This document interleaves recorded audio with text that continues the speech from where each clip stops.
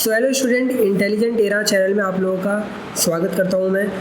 तो आप लोगों ने इससे पहले हमारी जो वीडियो थी उसमें मैंने आपको इलेक्ट्रिक फ्लक्स के बारे में बताया था कि व्हाट इज़ इलेक्ट्रिक फ्लक्स। ठीक है, क्या चीज़ होती है इलेक्ट्रिक फ्लक्स। तो अगर आप लोगों ने वो वीडियो नहीं देखी तो आप ज़रूर जाके वो वीडियो चेक करो, डिस्क्रिप्शन में लिंक है।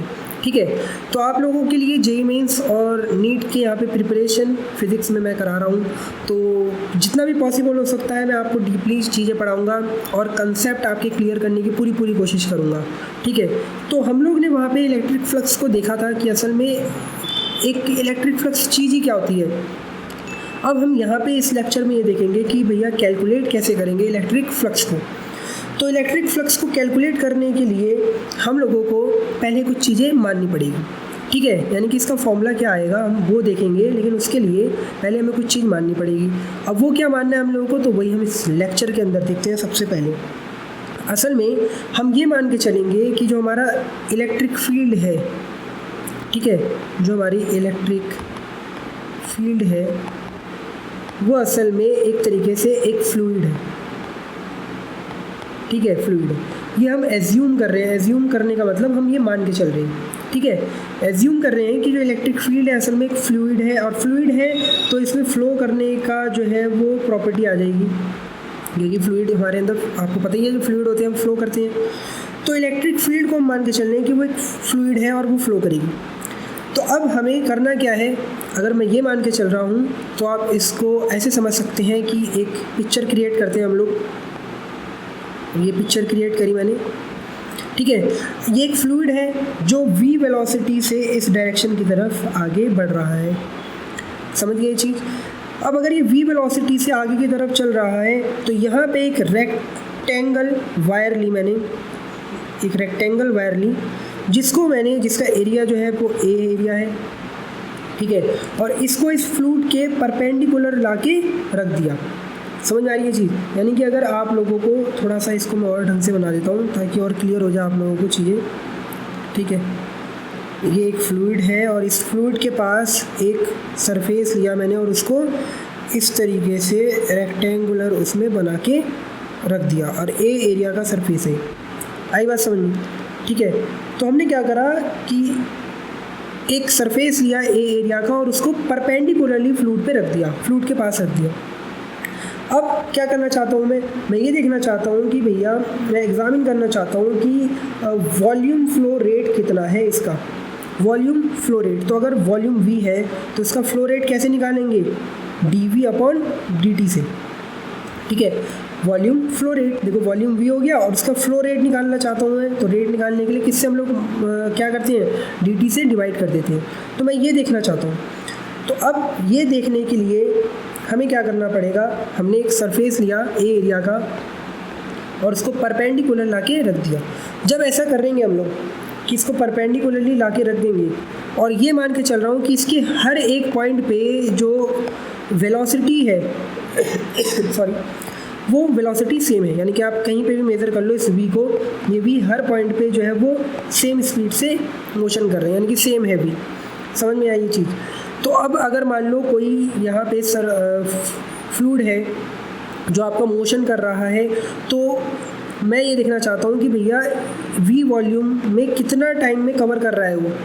तो वो किस किस चीज़ों पे डिपेंड करेगा, वो पहले डिपेंड करेगा कि आपका ये जो आपने वायर या जो भी सरफेस लिया है उसका एरिया कितना है। ठीक है, इमेजिन करो आपके पास एक छोटा सा ये बॉक्स है, छोटा बॉक्स होगा तो आपके पास यहाँ से जो फ्लूइड निकल रहा होगा वो कितना निकलेगा, भैया सीधी बात है छोटा ही होगा, कम ही निकलेगा। लेकिन अगर आपने इसका एरिया ही बढ़ा दिया तो अब आप कहोगे कि भैया अब तो जो है कुछ ज़्यादा ही फ्लूइड इसके पास से होके जा रहा है। तो पहली बात ये समझ में आई कि जितना ज़्यादा आपका एरिया होगा उतना ही ज़्यादा आपका फ्लूइड निकल के जाएगा, यानी कि जो आपका वॉल्यूम रेट होगा फ्लूइड का वो बढ़ेगा। तो मैं कह सकता हूँ कि जो डिपेंड कर रहा है ये पहला एरिया पे डिपेंड कर रहा है। सेकंड ये किस पे डिपेंड करेगा, सेकंड ये डिपेंड करेगा इसकी वेलोसिटी पे। अब वेलोसिटी पे कैसे डिपेंड करेगा, तो फिर एक बार कंसीडर करके देखते हैं वही चीज़ें। ठीक है, ऐसे ही मान लो, चलो इस एरिया को ही ले लो, ये एरिया है हमारा।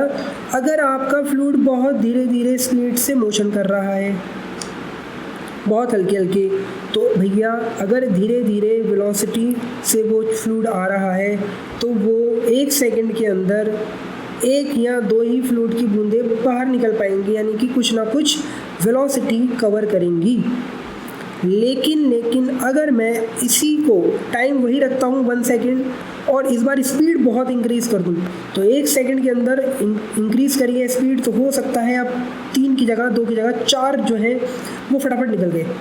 ठीक है, जैसे आप इमेजिन करते हो, आप मूवीज़ वगैरह में भी देखते होंगे, जो लिफ्ट वगैरह के दरवाजे होते हैं, ठीक है, वो बंद हो रहे होते हैं।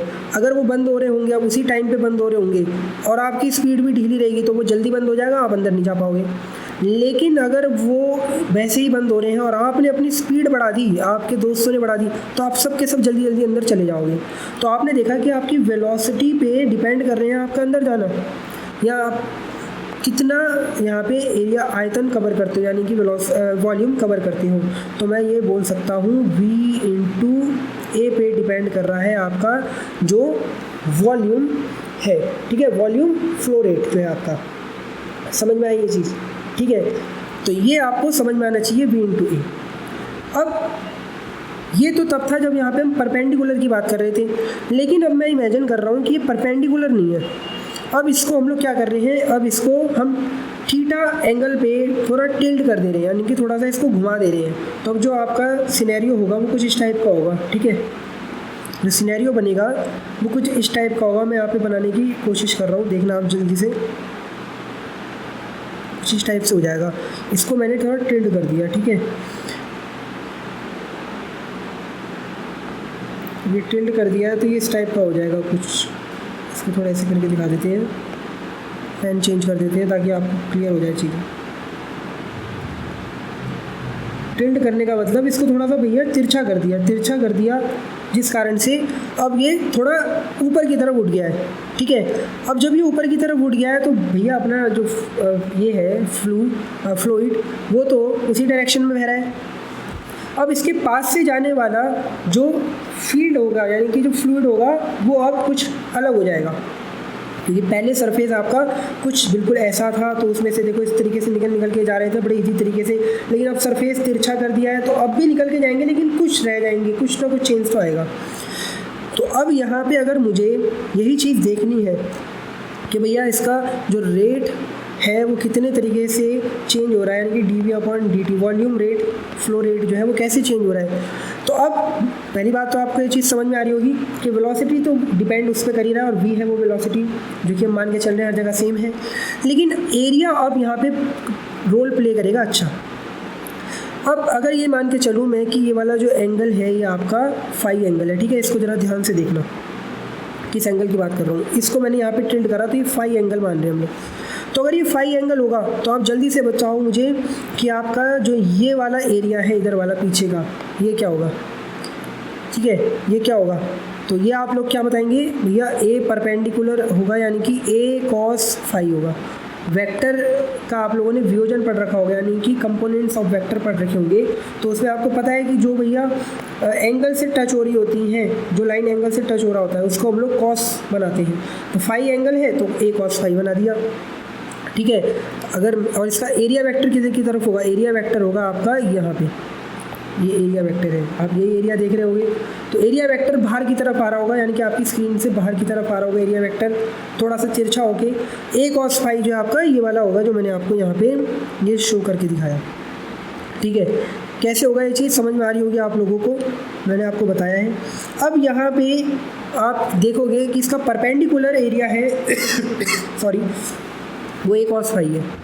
तो जो टोटल फ्लूइड होगा वो आपका कुछ इस बार इसको इसमें कन्वर्ट कर देते हैं, ए कॉस फाई होगा। और इसको मैं ऐसे लिख सकता हूँ v vector dot A vector, dV/dt को लिख सकते हैं हम लोग।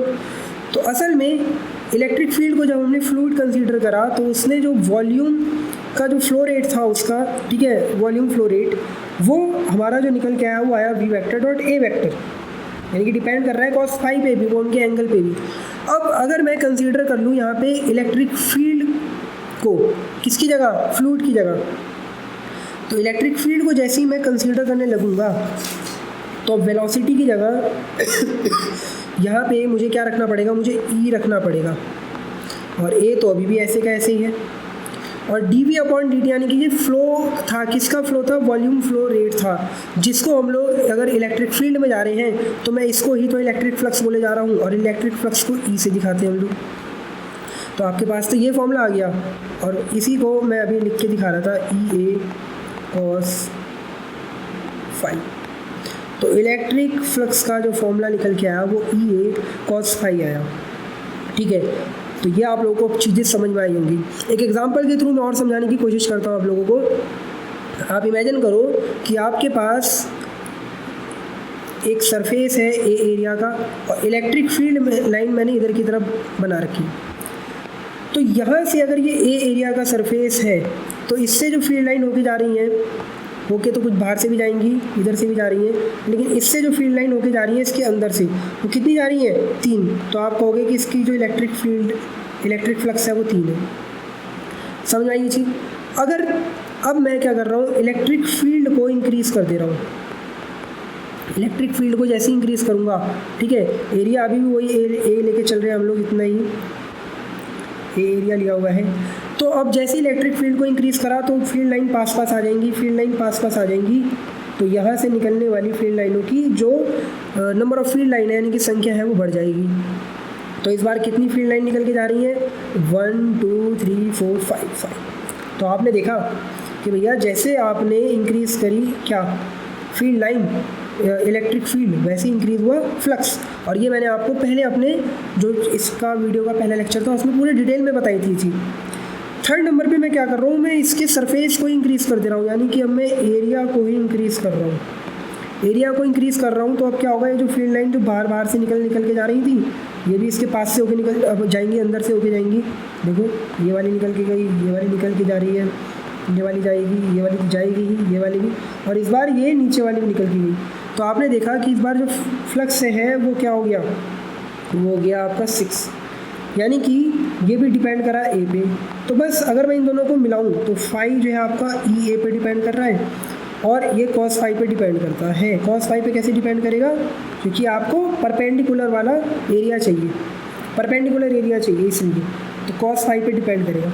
तो यही आपका फॉर्मूला निकल के आएगा जो मैंने आपको अभी ये पूरा डेरिवेशन के थ्रू समझाने की कोशिश करी, और देखा जाए तो यही चीज़ होगी। तो इलेक्ट्रिक फ्लक्स के लिए आज इतना ही रखते हैं हम लोग।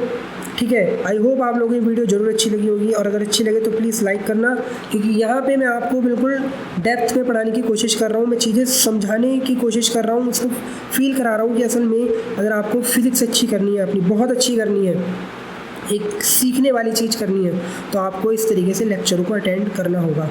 ठीक है, यूट्यूब पे बहुत सारे ऐसे टीचर हैं जो आपको पढ़ा रहे हैं, और बहुत अच्छी बात है, नो डाउट बहुत अच्छा पढ़ा रहे हैं। आपको न्यूमेरिकल्स की प्रैक्टिस भी करा रहे हैं, और वो भी होगी चीज़ें यहाँ पे भी धीरे धीरे होगी, लेकिन उससे कहीं ज़्यादा पहले आप लोगों को अपनी इन जो टॉपिक है उनकी पूरी समझ भी तो होनी चाहिए। ठीक है, तो आप लोगों को समझ में अगर आपको लग रहा है कि अच्छी लग रही है तो प्लीज़ इस चैनल को सपोर्ट करें, लाइक करें, और हमारे इस चैनल को सब्सक्राइब करें, अपने दोस्तों के साथ शेयर करें। तो thank you for watching this. अगले लेक्चर में ज़रूर मिलेंगे आपसे।